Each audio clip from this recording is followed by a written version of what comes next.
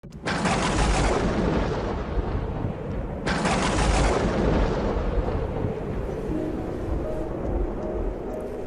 aquel tiempo dijo Jesús a Nicodemo: nadie ha subido al cielo sino el que bajó del cielo, el Hijo del Hombre.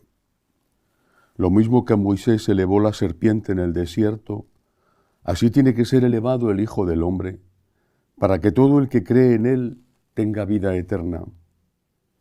Porque tanto amó Dios al mundo, que entregó a su unigénito, para que todo el que cree en él no perezca, sino que tenga vida eterna. Porque Dios no envió a su Hijo al mundo para juzgar al mundo, sino para que el mundo se salve por él. Palabra del Señor. Gloria a ti, Señor Jesús. Hoy la Iglesia celebra la fiesta de la exaltación de la Santa Cruz.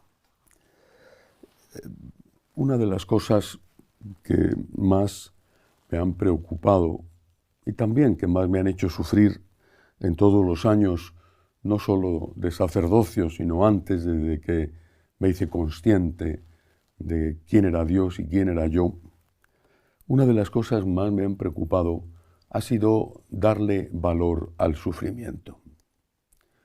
Lo mismo que los médicos frecuentan personas sanas, pero su trabajo es frecuentar personas enfermas, también los sacerdotes frecuentamos personas sanas y muy buenas, pero también nos encontramos continuamente con personas que vienen, pues a veces simplemente a buscar una confesión, pero otras veces vienen a descargar sus problemas, sus angustias, sufrimientos físicos, sufrimientos ligados a la vida común, al matrimonio, a los hijos, problemas graves de trabajo y a veces problemas de tipo político que pueden aplastar a la sociedad y a la persona. Pienso países como Venezuela, Nicaragua, Cuba.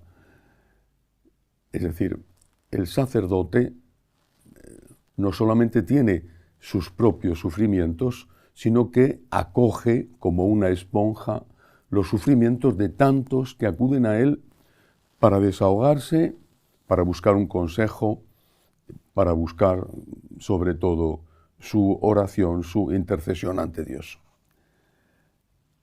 ¿Qué le dices a esta persona? ¿Qué le dices al que sufre? Conozco de verdad tantos, algunos muy queridos hijos míos. ¿Qué le dices a esta persona? La Iglesia, desde siempre, desde sus orígenes, ha intentado afrontar el sufrimiento a base de aliviarlo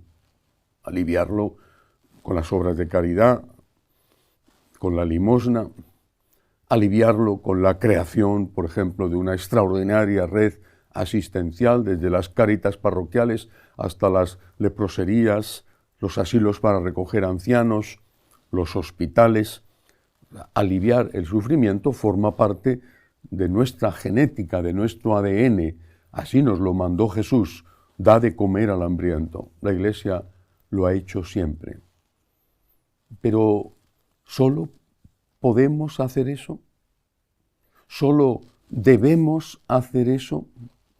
Una etapa de mi vida muy fructífera fue cuando era un joven periodista, era sacerdote, trabajaba para la sección de religión de ABC y era coadjutor de una parroquia y seguía las enseñanzas, la tutela, habría que decir mejor, de este gran sacerdote y periodista que fue José Luis Martín Descalzo. Él me hacía leer un libro cada semana, y eso que yo trabajaba en una parroquia y trabajaba en el periódico, y en aquella época, al principio, aún no había acabado ni siquiera la Universidad de Periodismo. Un libro cada semana, y me iba dando los libros: este tienes que leerlo esta semana, este tienes que leerlo esta semana. Fue una época para mí extraordinaria, que quizá yo en ese momento no tenía muy claro los frutos que iba a dar en el futuro. Entre las lecturas que leí estaba una de Léon Bloy, un filósofo, un escritor converso francés, de ese grupo extraordinario de Maritain, Jacques Maritain, Reicha Maritain, ese grupo de amigos intelectuales franceses católicos convencidos, muchos de ellos conversos.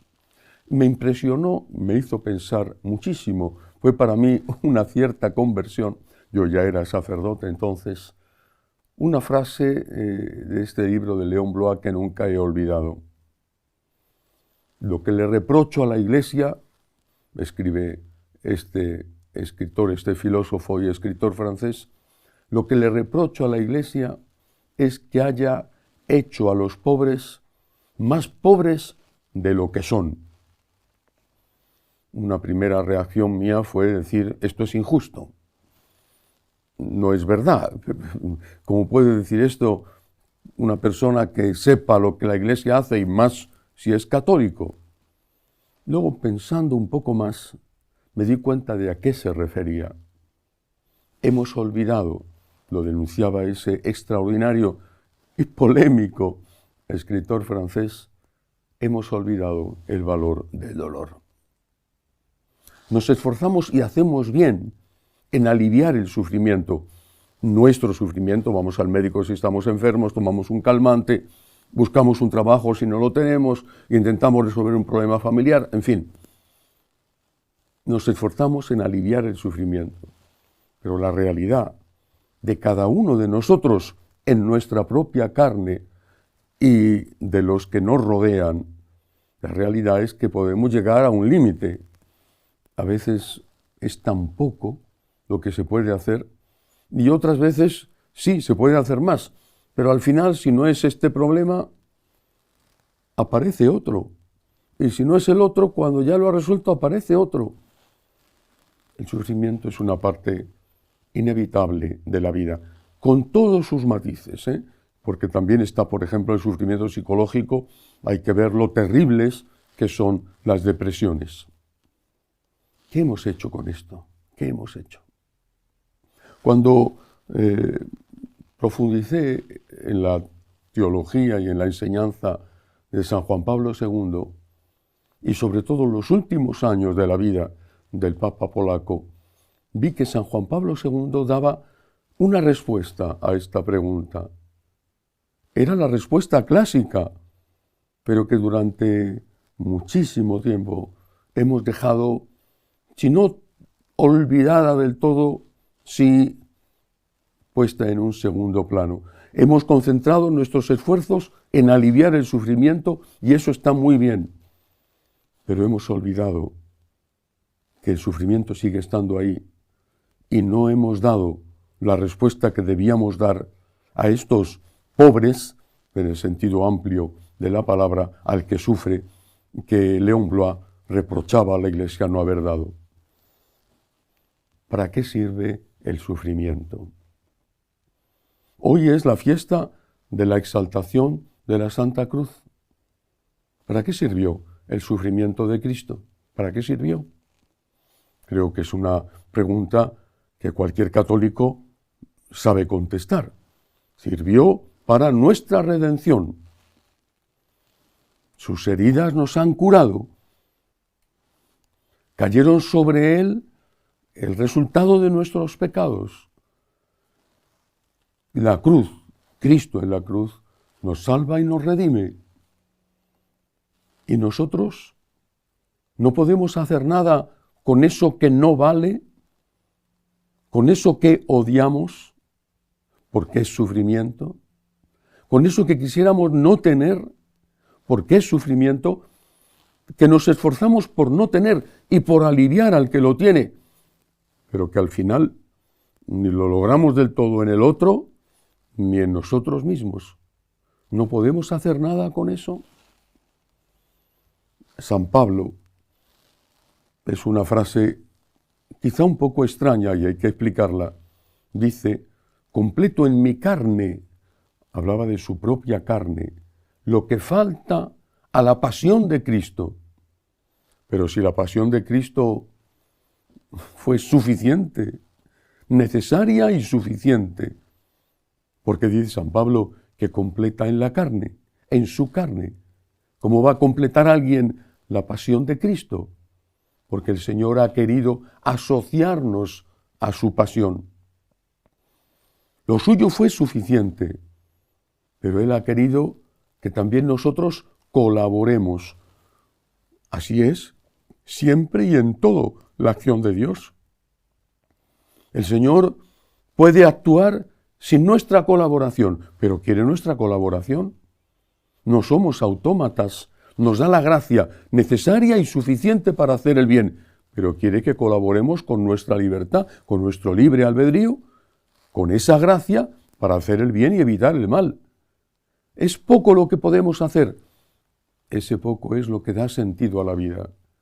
Por eso, al que sufre, me lo digo a mí mismo, al que sufre físicamente, al que tiene un problema en su casa, al que no tiene trabajo y es espantoso no tener trabajo, al que vive bajo un régimen dictatorial, al que no ve futuro en su vida, al que está temblando de miedo por el futuro de la Iglesia, al que sufre, a ese lo que le digo, lo que me digo es, tu sufrimiento tiene valor, eres útil, tu oración llega directamente a Dios, ofrece eso, acéptalo y ofrécelo.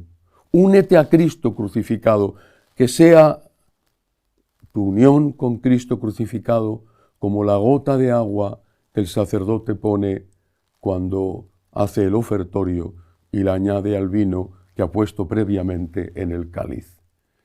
Que tu sufrimiento colabore con la redención, que no lo veas como una maldición, como algo que te quita la felicidad, sino que lo veas como una oportunidad de purificarte, de hacer penitencia por tus pecados, de ofrecer al Señor por los tuyos, ofrecérselo por esos que amas y de ofrecérselo por la humanidad.